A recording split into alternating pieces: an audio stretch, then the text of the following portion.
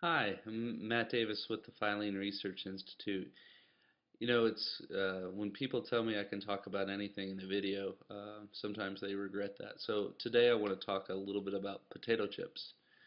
Herman Lay built a potato chip empire. He had what most potato chip distributors did not have in the early 30s. He had a Model A Ford.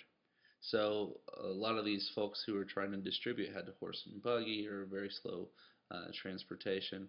And basically what that created is this environment where the potato chip manufacturers um, had to be pretty close to where the retail outlet was because potato chips, as you know, once they're exposed to the air, they go stale pretty quickly, and no one likes to eat a stale potato chip. And so it's really interesting about the way potato chips used to be sold is they used to be in these glass sort of vending cases. And so you'd go into the store and you wanted some potato chips, you'd open the case, you'd put a sort of a scoop in, you'd scoop out some potato chips and put them in a bag, and then you'd go home. So it was pretty much you had to consume them right away. And of course, those potato chips didn't last very long, so deliveries had to happen all the time. So there was a packaging problem, there was a distribution problem. And Herman Lay, because he had a car, was able to fix the distribution problems, and folks at Mike Sells actually found some ways to find wax paper and then iron it shut, and that kept chips fresh a little bit longer. So there was a lot of innovation around potato chips in the 30s, and it became such a huge snack food in the 30s. Um, uh, you had these little potato chip manufacturers popping up all over the place. So that's kind of neat. But Herman Lay, because he was so successful with distribution, because he learned from other folks that were doing interesting things with packaging, he was able to build a snack food empire. And by the time Lay merged with Frito, and then of course Pepsi Cola, they became the largest snack food manufacturer in the world. But the reason I'm talking about potato chips isn't actually about Herman Lay.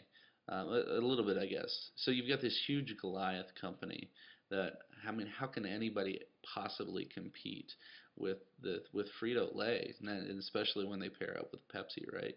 How do you possibly compete with them? And what's kind of interesting about this is Frederick Bauer, who you probably never heard of. He took Lay's on um, nose to nose, right? He's working at Procter and Gamble. He is a packaging and sort of engineer specialist, and he creates the Pringles can. What in the world does Procter and Gamble know about potato chips? Well, maybe they don't know as much about potato chips as they do about packaging and about how to fix problems for consumers and for retailers. And really, what he was trying to fix was this whole situation where you got three problems with the traditional bag of potato chips. One, they're big, right? So when you're thinking about retailers who are trying to maximize their sales per square foot, this big sort of bag that's mostly full of air, it kind of brings down your sales per square foot. So it takes a lot of space to put bags of potato chips on.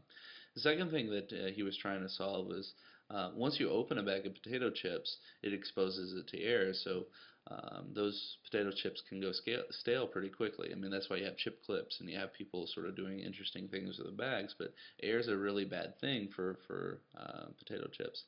And then the third thing was a potato chip bag is that's what it is a bag. So what you end up usually at the end of a potato chip bag is a bunch of crumbs. Some people love that. I've seen plenty of people, sort of dump the bag upside down and eat those crumbs. But is there a way to create something that would make sure that most of the chip stayed intact? So this Frederick Bauer invented this Pringles can, which looks like almost like a tennis ball um, container, right?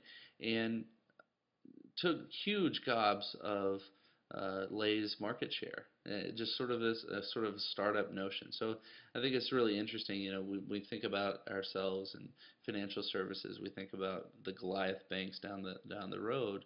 All it takes is a new idea, a new approach, sort of an eye for problems, and sort of a dedication to solving those problems to really make a splash. Now, um, the reason I'm bringing this up is also probably my favorite part of the Frederick Bauer story is when he died, he asked his family to bury him in a Pringles can, and so his mortal remains are in a Pringles can, and they were buried. And when I think about that story, I think, how cool is it that this man created something in his lifetime, and he was so proud of it that he wanted to be buried in it. He wanted to always be remembered as the inventor of the Pringles can. Now, some of you might laugh, but